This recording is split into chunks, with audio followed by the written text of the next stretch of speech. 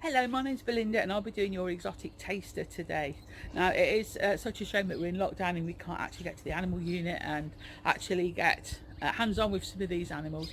But I'm going to show you some things from my house because my background is in zoo. So, although I don't work in the zoo anymore, I do have a little collection of mainly reptiles, birds, and invertebrates. So, I'm going to show you some of mine today, show you some handling tips and some little activities for you to try at home before we can get to college and get down to business with the real animals. Hope you enjoy it. Hello, this is Speckle. This is Speckle, our leopard gecko. He's not a normal coloured one. He's what's called an enigma leopard gecko. Now the trouble is when we start breeding animals for different colours, it sometimes involves a lot of inbreeding and you can get some health problems. Like this little guy here, he's got what's called enigma syndrome, so we have to really be quite careful with him. He does have some opacities in his little eyes, so he can't see ever so well to feed. So if I put a nice, just turn you around, sweetheart, nice wriggly waxworm in front of him, you can see he's smelling it, but he can't really see where it is. So when we get an elderly animal like this, or one that's got some sort of problem, you might have to tweezer feed. So these are Spencer Wells forceps or artery forceps, and they're great because they do lock. So if you need to hold something really tightly, they're ace. And they've got the little serrated edges there, which are really good for gripping. So if we pop that by his mouth, you can see he's trying to get it, but he just can't see to whip him. There you go. He can't, his sort of eye to mouth coordination is not that good. So you do need to be quite patient feeding them. With this one, don't bite the tweezers. So you can see he's eating quite well. And these are waxworms, so they're quite high in fat. So he is quite an old gecko and he needs a little bit of weight putting on him. Open.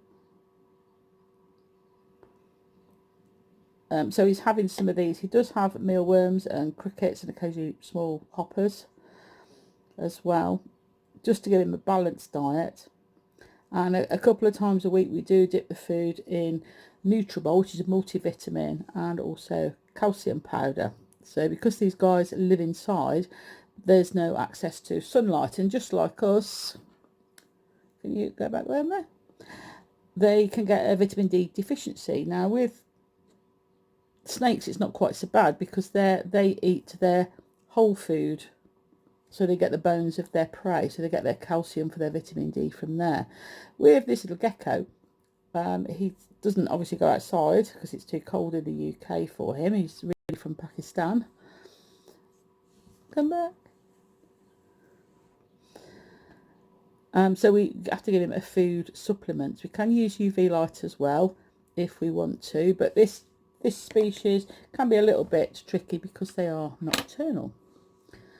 You can see he is quite an interesting gecko. He was the college's gecko. I've used him many years for my practicals, and he's been my partner in crime. Lot of students' favourites, this little gecko.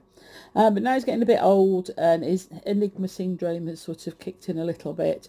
He's retired. So I thought it was only fair that he came to live with me here, because I've used him for probably about 8 years during my lessons, and he's been an absolutely great little beast for handling. Sadly, a long time ago, somebody made a mistake and they put him in the wrong vivarium. Now, leopard geckos tend to live on their own. If you get lucky, he does live with a female called Harriet, but it is quite unusual that they get on. Somebody put this guy back into a viv where there was another male by mistake, and of course they fought. And if we have a close-up of his tail there, you can see the scarring, and the tail was bit off completely around about there. Now the cool things about leopard geckos is they can regenerate their tail, so it's a defense mechanism. So if he's in the wild and he's trundling around Pakistan and all of a sudden a big lugger falcon comes down and grabs him, the tail will drop off, and the tail wiggles about as well, so it looks alive, and it can sometimes distract the predator long enough for the animal to get away, so the predator's still sort of attacking the tail part and the rest of the animal can run away. And it takes around about 60 days ish to grow back, and it literally regenerates, but it's not the same cellular structure as the rest of the body. It is tricky because obviously you're just looking in, but if you do feel the sort of how he feels here to how he feels on the tail tip, it's quite squidgy. It's almost like a ripe peach, so the molecular structure is completely different on that one. So this is Harriet. As you can see, nothing wrong with her eyesight. She's looking for food. The crickets are in there alive, and she's spied one, and she's going over to get it, I believe.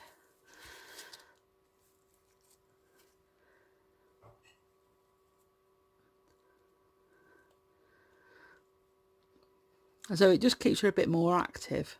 She too is quite an elderly leopard gecko, but there's nothing wrong with her eyesight, so she can find her food herself. Yeah, so you can see there the eyes are blue, this cloudy milky blue colour, and that's because she's in pre-molt. So in the next day or two she will shed her skin.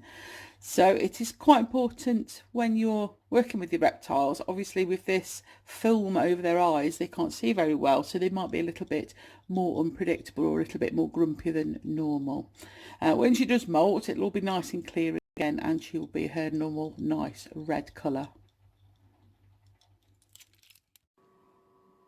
Hi, so this is Terry. He's a corn snake from Carolina in America, and they're a great little snake for keeping the rodent populations down in the farms in the States. Obviously they're not in the wild in this country, or they shouldn't be. I bet somebody's let them go though. People get fed up with them. But if you can see him, have a good look at his eye. You can see, unlike the lizards, he has not got any eyelids. So when I ask people what's the difference, the physical differences between snakes and lizards, everybody says, oh, snakes have got legs. Sometimes some lizards don't have legs. The slow worm that have in this country that you might be lucky enough to see, they're a legless lizard. We also get in other countries we get glass lizards and stuff, and they look all the world like a snake, but they're not really. So how to tell? You're looking at the face. So you can see him, he can't blink his eyes, where if we looked at the geckos, they will sort of flutter their little eyelids. He's got no eyes. It's called a cordial scale. It just goes over his eyes to protect them, so he can't close his eyes. Also, he's got no external ears, if you can see on the side. If you look at the lizards, they've normally got a little hole in the side of their head to hear things, where these guys haven't got it. You can see his tongue flicking in and out. He's having a good old smell, hoping that I might bring some food out for him in a little while, which I'm sure we will. So here is Terry sitting very, very still. So again, his eyes are open. We don't know if he's resting or whether he's fast asleep. So we are just going to go in with our snake hook and stroke him very, very gently, just to let him know that we're there and we've not got any food. Once he's done that and he's okay, we can then go in and lift him up. So with the snakes, you're lifting, you're trying to support at least 2/3 of their body weight. So roughly you can see he's all tangled around my fingers now, so he's just using my hands as a branch. He doesn't want to fall. He's not trying to constrict you or strangle you or anything like that. He just doesn't want to fall and hurt himself. So he's using me as a branch and having quite a nice rest. I'm going to make my arm ache in a minute, tell boy. So if we've got a bigger snake, so if you've got something sort of 6 foot or sort of 2 meters long, you need a second person. So if it's just 5 foot, you need one person. If it's 6 foot, you need 2, because very often the tail ends, as I don't know if you can see it here, is wrapped around my finger quite tightly, and they will wrap around a branch, and it's like an anchor and they're difficult to get out. But normally I say use your goggles, use your gloves if you need to, use a snake hook. We've got PPE just in case. But hopefully you will really enjoy the snakes as much as I do. So if we're moving a potentially venomous or aggressive snake, you can then use the hook again as an extension of your arm, and then if it does strike, it strikes the metal and not your hand. So again with this guy, we're going to go under the front little bit like so, and lift the tail, and then we've got him. So even if you don't like snakes, we can then go and capture and put him in the box the next time, and it's as easy as that. So if you clean out, you don't really like them, that's the way forward. So here we're doing a little bit outside today. My loyal assistant this morning is Reggie, and he's an Indian or a Bengal eagle owl. Now obviously because we're in lockdown, we have to not fly them freely unless they're working, because obviously if he does go AWOL, we can track in with our transmitter, but if we're doing that, then we will have some unnecessary journeys in the car, so it's not really what we really want to do. So you can hear him, he's quite a silent flyer, and that's due. So he's adapted to this silent flight. So if we are free flying, we always put a radio transmitter on them, either on the tail or on the leg, or sometimes a backpack. It's only responsible to do that because he's not native to this country. We can't have him wandering around the UK unattended. Plus the fact he's a bit of a la-la, he doesn't know, he's never hunted, he doesn't know how to, so he wouldn't really survive. So when we're looking at these birds, it's not a great idea to stroke them. We do it with him, with the handlers, because we have to do the health checks. So again, we're feeling the keel here to feel his body condition, because he's all feathers. We can't physically see if he's a bit thin or a bit fat. We have to literally get our hands on him, but it's not ideal. It's not something that you're going to stroke and stroke and stroke, because it's not a dog, it's not what it's for. So if I put my finger, quite gently, if I put my finger in there, you can see he's all feathers. So it doesn't weigh a lot of weight, around about a kilo. But he does look a lot bigger. He's got quite a big wingspan. Open. So he's got quite a big wingspan. Open. So he's a fair sized bird. He's not as big as the European eagle owls, but he's still a fair size. He's aided for this silent flight by these serrations, these feathers, because they're not a very clever bird, they're not very fast, so therefore they're relying on the element of surprise to catch their prey. This is the business end. I mean, he has got a big beak and it hurts a little bit sometimes, you know what I'm about to say now? But this is where he would kill his prey. Pounces on it, squishes it to death, and then it goes down whole. So we'll get him to do another quick flight.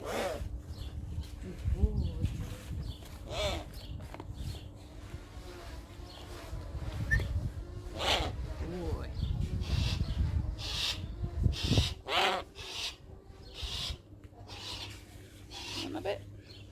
And it is quite disgusting. So notice the way he eats his food as well. We've got a Dale chick there. So he doesn't chew his meals like we would do. It goes down whole and straight into his stomach.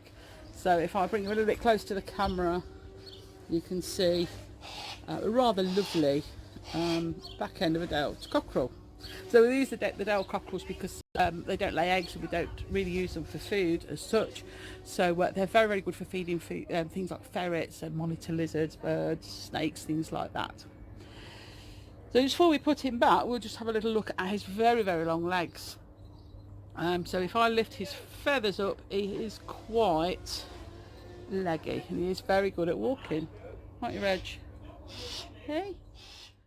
So yeah, when they're sort of courting or they're being sociable, they do use their beaks or their faces. So if I put my face like that, she doesn't really mind like that. However, if I put my hand up to her, you can see she's a little bit scared, because the feet, again, is the business end, very strong feet, and they might they sort of attack each other like that. So they can be a little bit funny with the hands, can't you? So one of the most important things when working with most animals is how to tie a quick release knot. So we're going to have a little bit of a practical now. We use a quick release knot called a falconry knot for the birds here. If you've got horses or goats or things like that, there's a very similar version that we use for them. So the idea is the one end attaches to your animal, so it might be the head collar of a horse, it might be to the swivel of one of your birds, and then you're going to tie the release knot with the pointy end. So what you need to remember is you don't need a massive amount of rope for your animal to wander around. Remember, if you've got a horse or something, or a bird, if it tries to fly away or run away, if you tie it quite short, it's not going to get much speed up before it gets to the end and hurts itself. If you tie it long, it'll get more speed up and it can really hurt itself. So nice and short is the trick. So all you need is a length of string, phone charger cable will do, just to practice on, around about 1 metre long, and a glass of water. So we're going to just practice on this bow perch. Obviously you might not have a bow perch at home, but if you've got a ring handle on a gate, even the handles on your kitchen cupboards, anything that's you can get your fingers through will do. So it doesn't matter which way you do it. If you're doing horses, if you're doing birds of prey, we carry them on our left hand, unless you're left-handed, because you need this hand to do stuff with. Because if your more dominant hand is your right hand, that's the hand you need free. So years ago it was the hand that you would ride your horse with or draw your sword with. In modern days it's the hand that we take our selfies with. So you need your dominant hand free. So your bird's on this hand. Remember, you're holding your bird like a mug of tea. And then we're going to tie him up. So I do it, like I said, this is our way of doing it. It's if you've got a different way, as long as it works, that's fine. So we go under the loop and you make a little back to front P shape in there, and then bring your fingers over so it makes a little loop. Now if you're doing horses, that is fine. If it's a bird of prey, because they're a bit more dexterous with their beaks, you tuck the pointy end through the loop and it secures it, and they can't get away. And then when you undo it, you just literally take the pointy end throughout the hoop, quick tug, and it's free. So sometimes you might need to do this really quickly if your horse is getting distressed, or if it's in danger, or it's starting to rain and your birds are outside, or there's a dog or a fox running at your birds when they're tethered. You need to do it really quick. So we'll just go through that again. So under the loop, pull the pointy end through. I normally hold those between my two fingers, slip it under and through the loop that you've made with your thumb, made your loop, and then you pull that through and it's nice and tight, and then we can get rid of it really quickly when we need to. Once you've mastered that, you're going to use your mock bird in your hand. So for your mock bird, I want you to get a glass of water. This is just some blue food colouring in the water. You're going to pretend this is your bird, because your bird is not just going to sit nicely on your hand all the time, it's going to fidget about, so you need to keep your hand nice and level. You know, if you're rotating your hand like this, it's not going to like it very much, so you need it, like I say, like a karate chop, as if you're doing a karate chop like that, and that's the position that you hold your hand. You put your elbow in, and that's how you carry. So hold your water in your left hand and grab your knotted end of your rope, and then tie this without spilling the water, and that's what it is going to be like. Whoa, you see I've spilt a little bit there, look. That's what it's like when you've got a bird on your hand. And if you're really clever, you can put a second knot in as well to keep your bird nice and secure. So have a little go at that. So this little guy is our young deadleaf mantis. Giant deadleaf mantis. Just fantastic little beast. Excuse Excuse the filming. They are one of my favourite. But if you look on the forelegs of this beast, you see all the sharp spines So if I'm going to try and offer this little how guy, it traps its prey. So it sits as if it's saying a a prayer, cricket. and so you it can see what it's called a ambushes deadly very, very quickly in the mantis blink of an because eye. he It grabs just looks anything like a close dead leaf. by. But it doesn't So stop here her. she's She caught has just a grabbed cricket, it and now like I say, starting it's to eat. She's trying to probably secure that other leg. gram per gram. there. It's probably heavier than she is. You can and see that is the why mouth praying mantis is parts, one of my nibbling favourite animals. It's into certainly her prey. We can one get of a my better top look at the 10. head. They're so brave, and they will catch and Head devour things a now. lot bigger than themselves. So the Even when two they're fully grown, they're circular known to bulbous take things that are the like eyes on hummingbirds. front. They are so quick. 6 legs, and they're an four unusual legs thing are because they can developed actually into move these their head and very turn and look at you, sharp, which is almost really like a gin unusual for trap an insect. arm, so they can grab their prey. This beautiful young lady is called Harmony. As you can see, she doesn't do a lot. She just tends to sit there and eat. She is a red-kneed tarantula, the Harmori subspecies, not the Smithy, but very beautiful. She is a bit of a miserable old trout, and she does flick hairs. If you see on the abdomen, there's a lot of long hairs on there, and these are called urticating hairs, and they have barbs on them. So as a defense mechanism, they will flick hairs into the face of whatever's messing with them. So whether it's me cleaning out, or whether it's a coatimundi or something predator going to eat it, they will flick it in their face, and it makes them back off, because on these hairs they've got lots of little barbs. So they're quite funky. You'll meet our spiders at college who are a bit more better behaved than Harmony here. You'll meet the beautiful Agnes, who is everybody's favourite, and come and give it a go. They're really not as bad as you think. So here we have a master of camouflage. This is a giant forest scorpion, and he's blended in beautifully to his substrate.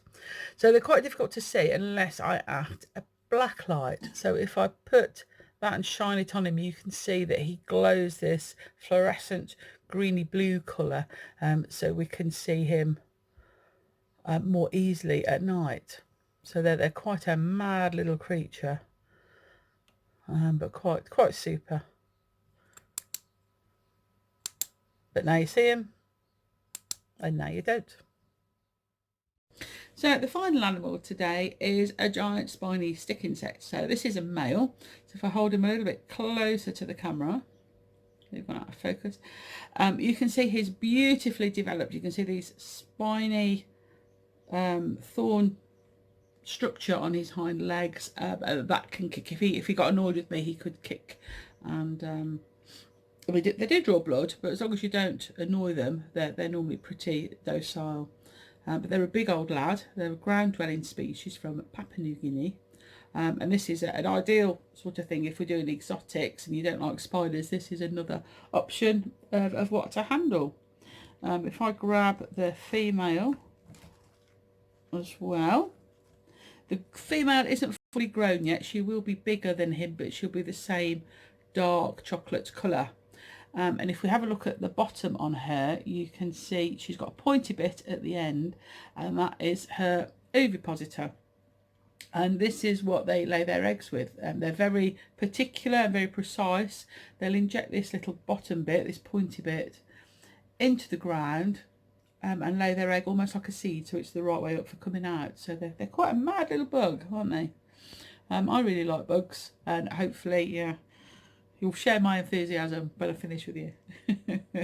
Anyway, I hope you enjoyed today. There is a Kahoot to follow, so pop on that and see what you can remember, and we'll see you all in September, so stay safe.